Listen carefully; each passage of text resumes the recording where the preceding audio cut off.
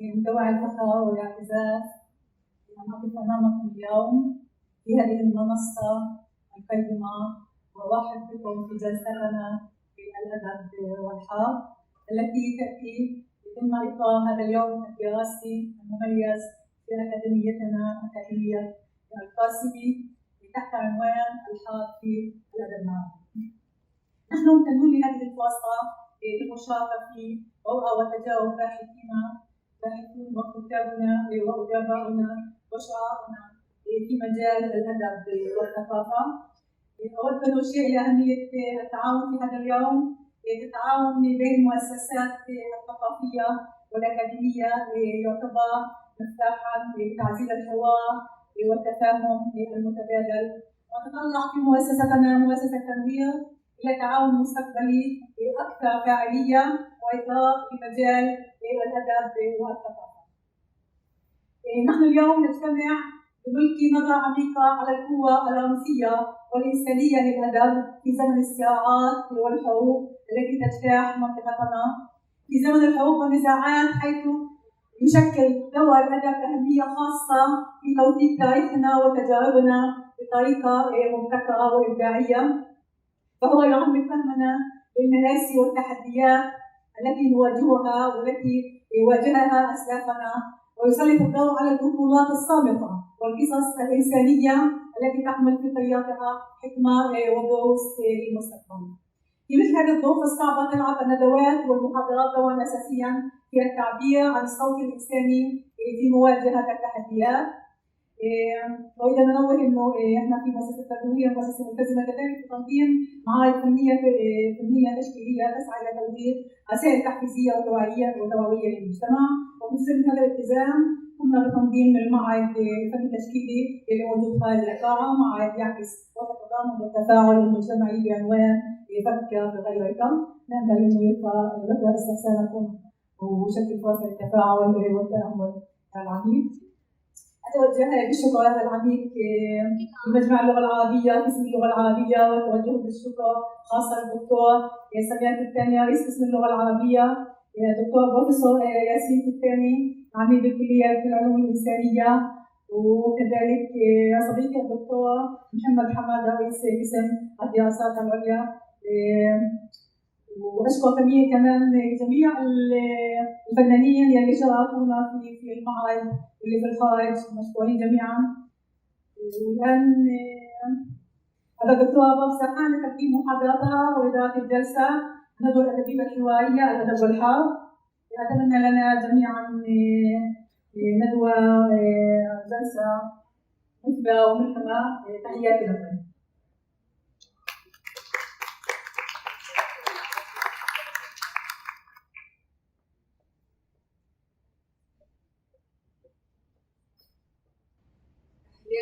الجميع. يعني من هذه اللحظة أنا أشعر بأن في سباق مع الزمن، إذا كنت سريعة فعذرا. بس أرجع تعطيني حقك سواء كل الاحترام، يعني طالب في الكلية يعني أتحدث بهذه الأكلة الحق لسه بتوتر بس. عنوان المحاضرة السرد المسكين في رواية الحرب اللبنانية حكاية زهرة نموذجا. أبدأ باقتباس من كتاب الباحثة الروسية سفيتلانا أليكسييفيتش، الذي طبعا الكتاب بعنوان ليس للحرب وجه ملتوي، وفيه توضح سبب اختيارها لأن يكون موضوع النساء والحرب هو موضوع كتابها. تقول: لقد حدثت آلاف الحروب قصيرة ومديدة معروفة ومجهولة، كثيرون كتبوا عنها، لكن من كتب أكثر؟ الرجال كتبوا. رجال عن الرجال، وهذا ما أدركته عن الحروب. كل ما نعرفه عن الحرب نعرفه من خلال صوت الرجل. نحن جميعا أسرى تصورات الرجال وأحاسيسهم عن الحرب، أسرى كلمات الرجال، أما النساء فيبنى بالصمت. وتتابع وتذكر الإضافات التي تضيفها الكتابة النسائية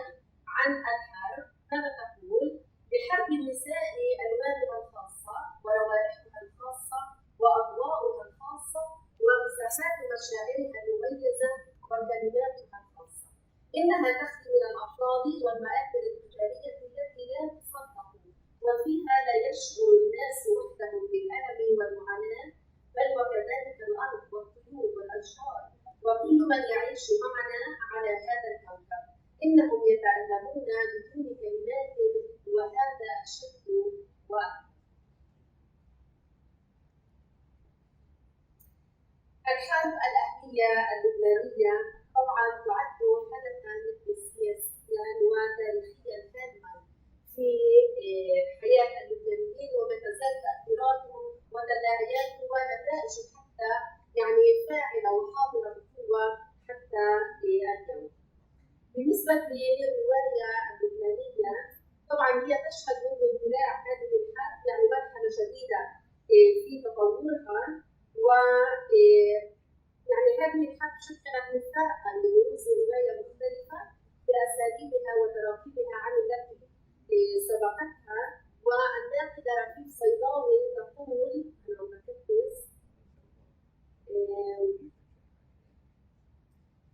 تقول يعني وصفتها بأنها كانت نقطة مفصلية في عالم الرواية اللبنانية. ركزت هذه الرواية على المشهد الذي رسمته الحرب الأهلية، حرب الدمار بين الداخل والداخل، وقد عبر هذا المشهد عن موقف رافض لهذه الحرب، وبالتالي جاءت هذه الحرب شهادة عنيفة جاءت الرواية شهادة عنيفة ضد الحرب. ويعني بطبيعة الحال ساهمت الحرب بروز كتاب كتبوا عن الحرب مثل يعني ذكر الياسكوني، رشيد الضعيف، حسن داوود، وربيع جابر. ويعني رأينا مع هؤلاء الكتاب أن الحرب الأهلية أنتجت رواية جديدة مختلفة كتبت عن الحرب من داخل الحرب وبجوها وبمفرداتها. يعني في هذه الحالة الحرب شكلت مرجعا أساسيا لهذه الكتاب. التأثير في الحرب الأهلية اللبنانية طبعا لم يقتصر على كتابات الرجال فقط، وإنما كانت هذه الحرب محفزا لكتابات نسائية كثيرة جاءت في أعقاب تمرد الكاتبات اللبنانيات وتحررهن من قيد المجتمع الذكوري وتشكيل ظاهرة أدبية هامة في الأدب اللبناني، حتى صارت الكتابة النسوية عن الحرب ظاهرة لا يمكن تجاهلها. طبعا هذه الاقتباسات تحكي عن يعني كيف اتاحت هذه الحرب لبروز اصوات نسائيه، ولا اريد ان اقرا لاختصر الوقت الموجوده امامكم. طبعا هذه الروايات التي كتبتها الروايات العربيات عن الحرب سواء عن هزيمه حزيران 1967 او عن الحرب الاهليه اللبنانيه فيما بعد، عبرت عن مدى اهتمام المرأة الكاتبة بمصير بلادها وشعبها، فبدأت تعلو بعض الأصوات الروائية النسائية التي تربط حرية المرأة بحرية المجتمع السياسية والاجتماعية والاقتصادية. وذكرت هنا يعني عدة ملكات، وأذكر يعني في هذا السياق ليلى عصيران أيضا التي كتبت 4 روايات عن الحرب عصافير الفجر اللي عالجت فيها المقاومة الفلسطينية، خط الأفعى تحدثت فيها عن أيوب الأسود، وقلعة الوسطى وجسر الحجر عن الحرب الأهلية اللبنانية، في وقت رواياتها السابقة يعني تحدثت فيها عن أو طرحت مفهوم الحرية الفردية للمرأة. طبعا هذا الانتقال يعني من مفهوم الحرية الفردية إلى يعني مفهوم الجماعي الجماعي.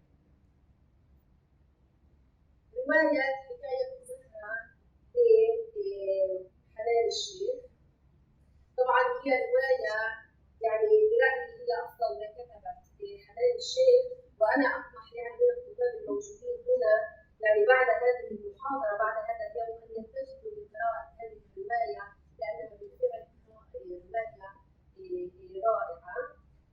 تلعب الحرب الأهلية اللبنانية في رواية حكاية زهرة دورا هاما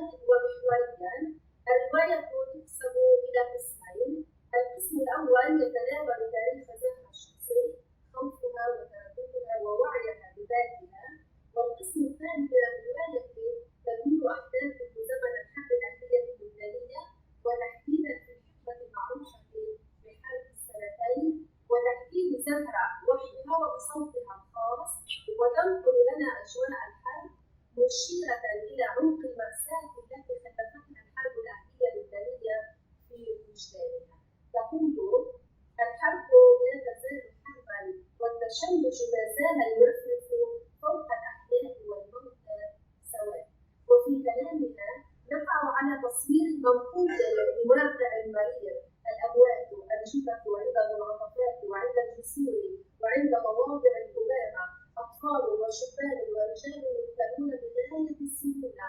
هذا الملقى على الأرض كان طفلا وكان شابا وصار رجلا في عقله مئات الذكريات ومئات الخلجات. فجأة هو لا شيء كفردة الحبال المفتوحة بجانبه. في هذا القسم من الرواية نجد صفحات كثيرة تندد بالحرب والمحاربين وأعمالهم البشعة، إذ لا قضية ولا مبادئ، إنما سلسلة من الأعمال والممارسات البشعة التي تنتقل بين الخطف على الهوية وطمس الأبرياء والفراغ النفسي والانحطاط الأخلاقي. ويمثل أحمد شقيق زهرة الصورة الجلية لهؤلاء المقاتلين. وحنان الشيخ من خلال شخصية زهرة كانت تعد اللعبة السياسية في لبنان واستغلال الرؤساء الشبان ودفعهم إلى الانحراف ودمار البلد. ولذلك فقد نقلت لنا هذا الصراع دون تحيز لموقف معين، وإنما بتحميلها الطرفين المقاتلين مسؤولية متساوية. تقول في حديثها مع أخيها أحمد: أنا لست معكم. إذا معكم؟ لا، أنا لست معكم. أنا لم أحمل بندقية على كتفي ولا بندقية في أفكاري. أنا محايدة، لذا أرى حرائق جهتين وبكاء جهتين. ونجدها توجه انتقادا للزعماء وأصحاب السلطة من خلال تساؤلاتها العديدة عند رؤيتها لدماء الجرحى والمصابين ومناظرهم المرعبة في المستشفى. تقول: ترى هل يزور زعماء الحرب هذه المستشفيات؟ وهل إذا زاروها ساعة ثم غادروها استطاعوا أن يحيوا بقية يومهم دون التفكير في القلم المقطوعة والعين التي أصبحت سائلا واليد التي خالت أصابعها وبقيت يدا واحدة مستسلمة؟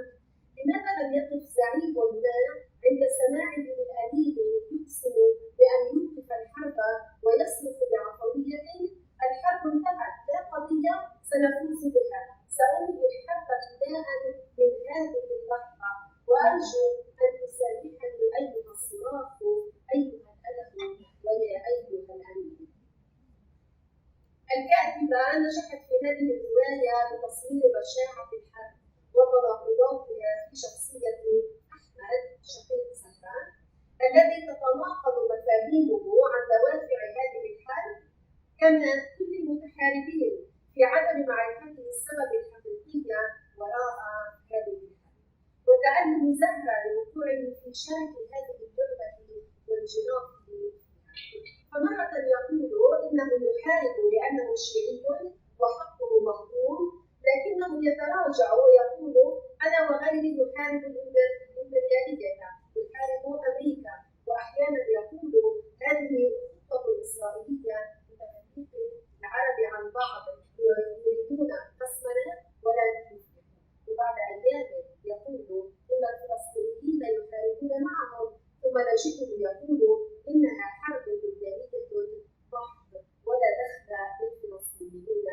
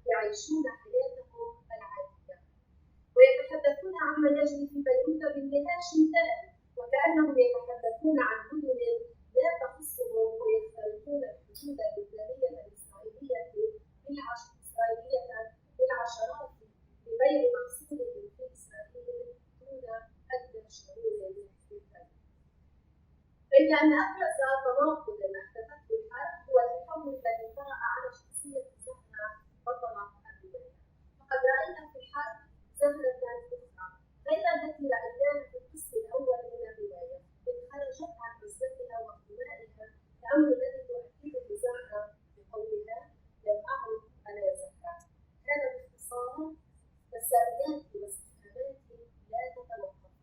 هذه الحرب جعلتني أترقب وأتوثب وأهدأ، ونراها تستخف بكل آلامها ومعاناتها الماضية وتحجمها أمام الألم الكبير الذي تحدثه الحرب. جلست أعاتب نفسي على المضايقة التي كنت أحسبها ضيقا قبل بدء الحرب، والتعاسة التي كنت أعدها تعاسة، الألم الذي كنت أحسبه ألما. كل هذه كانت أوهاما أو خدوشا طفيفة، ربما لأنها كانت بلا ألم جمعي. كما أنها استطاعت أن تتحسس الكثير من الحقائق حول علاقاتها مع الآخرين وتقييمها لواقعها السابقة. تقول: ربما كل الأحاسيس في وقتها حقيقية، لكن إذا قست آلامي في أفريقيا وقارنتها بألم الحرب فالمقارنة نفسها لا تجوز. آلام الحرب تنساب دون ما توقف، إنها آلام ملموسة، دلائلها مادية، أدلتها جثث وتشويه وحرائق وخراب. الحرب كذلك في هذه الرواية حطمت كل الثوابت والضوابط التي عاشتها زهرة طوال سنوات عمرها، وسقطت سلطة الأب وحررت زهرة من ثقل الماضي وانتشلتها من حالة الضياع التي كانت تعيشها، كما أنها حررتها من وطأة فوارق المال والجمال والخوف من التقاليد. تقول: الحرب جعلت فوارق الجمال والمال والخوف والتقاليد تنتمي معا جثث مزاوية، ونجدها تتساءل بألم عميق. هل كان على الحرب أن تطل بكل وطأتها، بكل مآسيها، بكل خرابها، حتى تعيدني إنسانة طبيعية لا أتقوقع ولا أنزل بالحمام ساعات؟ فالحرب قد ألغت العذرية وأباحت المحظورة، ولا سيما علاقتها الجسدية مع القناص، والتي شعرت خلالها وللمرة الأولى بالاكتفاء الجسدي، إلا أن قتلها بفعل رصاصه في نهاية الرواية لم يكن سوى دليل على وهمية ذلك الشعور بالأمان وعلى حالة الغدر التي عاشتها معه. تتحول زهرة وأنا أحتبس إلى معادل موضوعي للجنوب المجرح والمشوه، بل لبنان كله الذي دمرته الحرب ودخل الناس فيه بدوامة من العنف غير المبرر أو المفهوم. الآن بالنسبة لمميزات السرد المصري في رواية الحرب بشكل عام ورواية حكاية زهرة بشكل خاص، في البداية طبعا الحبكة، وأنا امبارح دورت حبكة ولا حبكة، حبكة ولا حبكة، هي مش دايما بندور عليها ولكن التلتين، ولكن وجدت في النهاية حبكة، يعني لا بعرف، ولكن أنا هنا سأقول حبكة. طبعا الحبكة مختلفة في رواية الحرب. المبنى التقليدي التعاقبي للحبكة طبعا لم يعد موجود، وهذه الاقتباسات كيف يعني الحبكة التقليدية لم تعد صالحة في رواية الحرب النسائية خاصة. طبعا حنان الشيخ في حكاية زهرة سعت إلى توظيف حبكات أخرى تدعم الحدث الرئيسي، يعني هي لم تكتفي بحبكة واحدة، وطبعا هذا أدى إلى خلخلة المبنى التعاقبي التقليدي للنص، وذلك عندما اختارت أن يشارك زهرة في الحديث أو في السرد شخصيتان ذكوريتان هما خالها وزوجها، وأفردت لكل واحد يعني فصل خاص يتحدث فيه بالضمير الأول، وهذا ما أطلق عليه الباحث محمد واقص باسم التوالد السردي في الأدب، ورفيق صيداوي أطلقت عليه أو سمته تبديل مواقع السرد. طبعا يعني في هذه الرواية من يقرأ الرواية يعني يجد يعني بشكل واضح ميلا لدى الكاتبة إلى كسر الروابط الزمنية، ونجد أن أحداث الرواية تتشابك وتتداخل في وعي الشخصية، ويتشاطى الزمن ويحكم زمن الأحداث منطق داخلي ينبع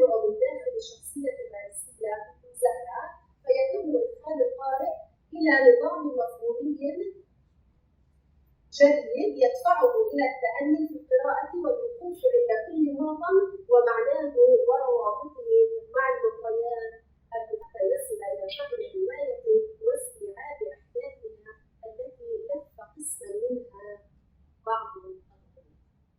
طبعا هذا الخروج عن الحكة التقليدية في رواية حكاية زهرة منذ لحظة استقلال الرواية، حيث تقول زهرة: وقفت خلف الباب ننتجه، سمعت دقات قلبي تختلط بنبض يدها المطبقة على فمي، كانت رائحة يدها صابونا وبصلا، وددت لو تضع يدها على فمي إلى الأبد. وهذه البداية التي توحي بحكة غير تقليدية سرعان ما يكتشفها القارئ عند وقوفه على الأحداث العديدة المذكورة في تضاعيف الرواية، ولا رابط يألف بينها سوى شخصية البطلة التي تسترجع تلك الأحداث وتسرد بعضها الآخر، مستخدمة الزمن النفسية وموظفة تقنيات سردية مختلفة كالحلم والغروب ونحو ذلك، حيث الخلط والتنقل بين الماضي والحاضر.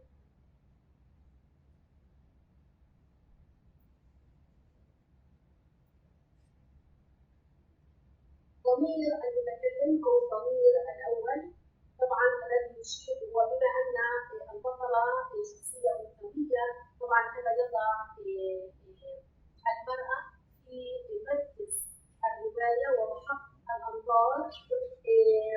طبعا الضمير الأول هو يمتاز من الداخلة السيادية بعلاقة ارتباطية عضوية مع الذات المتكلمة الفاعلة، وحنان الشيخ توظيفها لهذا الضمير في رواية حكاية زهرة إنما تنقل السلطة كلها إلى المرأة وتدفعها طبعا من هامش النص إلى محوره وإلى مركزه. وطبعا يبدو أن تركيز حنان الشيخ في أعمالها على قضايا المرأة والدخول في الذات الأنثوية جعلها تجد في ضمير المتكلم أسلوبا يتيح وأنا أقتبس تفشيل طاقات الأنا النسائية المنفلتة بظهورها وعذاباتها ومشاعرها وأوجاعها النفسية، كما يتمثل ذلك في صرخة زهرة تقول: أريد أن أكون لنفسي، أن يكون جسدي لي. وفي تساؤلها الذي يقتل ألما وتمزقا فكرت: لماذا أنا دائما في وضع مؤلم متعب، حتى وأنا متبدلة على الفراش في بيروت، دائما هناك من يضايقني. ترى هل يخلق الضيق مع الإنسان كشكل العينين أو كلون الشعر؟ فمنذ وعيت وأنا في حالة اضطراب دائمة، حالة خوف. ثم صرختها المدوية حين يشتد استغلال الرجال لها فتقول: أريد أن أعود إلى نفسي، أن يعود جسدي. الميزة الثالثة هي اللغة، قضية اللغة. طبعا لا نستطيع أن نتناول رواية نسائية أو نسوية دون التطرق إلى قضية اللغة. طبعا الكاتبة تمزج في روايتها بين مستويات اللغة المختلفة وتتعامل مع هذه المستويات حسب ما تقتضيه الأحداث والمواقف. لغتها موزعة بين اللغة التقريرية المباشرة واللغة الشعرية واللغة العامية في الحوار الخارجي. تلائم الكاتبة لغة الشخصية للمستوى الفكري والمعرفي والثقافي لهذه الشخصية، وطبعا بالتالي إبراز المضمون الفكري الذي تريد الكاتبة إيصاله من خلال هذه الشخصية.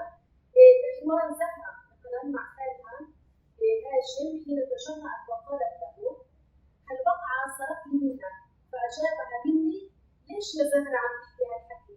وقول ماجد لها حين اكتشف ماجد زوجها حين اكتشف أنها ليست عذراء: اوعي تفكري إني مهدود ولأنك كنت أخت هاشم لازم صدقك أو لازم أرضى بالواقع بلا سؤال وبلا جواب. لا اوعي تفكري طبعا باللهجة اللبنانية. وفي طلب أمها منها أن تذهب لزيارة سمية المريضة: ما عندك قلب ولك راسك ولا راس قيس، روحي زورها بنتي مشحرة. طبعا هناك من الدارسين الذين يرون فروقا جوهرية بين لغة الرجل ولغة الرجل الكاتب ولغة المرأة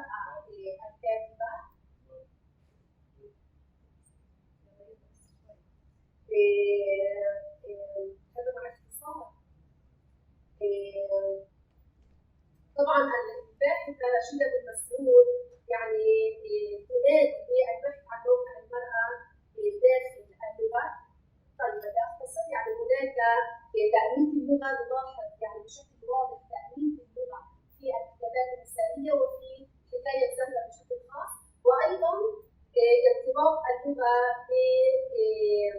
بالجسد، وهذه اقتباسات لهذا الأمر. طبعا التقنية الأخيرة أو الميزة الأخيرة هي المونولوج. طيب طبعا معروف لدى الجميع، بدي أختصره، بديش أحكي عنه مع إنه خير جدا جدا جدا في الرواية، ولكن هذه اقتباسات وهذا الإجمال. رواية حكاية زهرة صرخة مدوية في وجه الحرب الأهلية اللبنانية التي دمرت وشوهت كل شيء، بما في ذلك الإنسان لتبقيه تائها خائفا وممزقا. هذه الحرب فجرت كل مساوئ المجتمع اللبناني، وكانت نتيجة